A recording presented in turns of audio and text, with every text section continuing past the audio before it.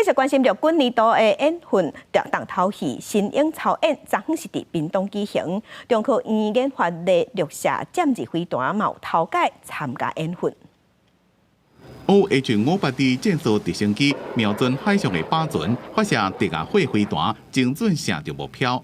陆军重要的年度操演之一，新鹰操演16日伫屏东港仔大沙漠进行。陆军每年伫恁的装甲车、武装直升机分别自海空进犯，南派阿帕奇直升机、战术直升机发射敌亚火飞弹，车阵飞弹顺利消灭目标。另外，中科院研发的野战防空系统绿色减二飞弹，伫屏东高屏基地第一遍参加实弹射击的训练，规划射3粒实弹，一遍对瞄，总共4个拖靶。成功射着靶机，绿色减二是天剑二型飞弹的演成型号，泰华民国76年成军，面临着寿命期加消息性伤员的射手防空飞弹，还有来自雷达系统或者中继站的防空。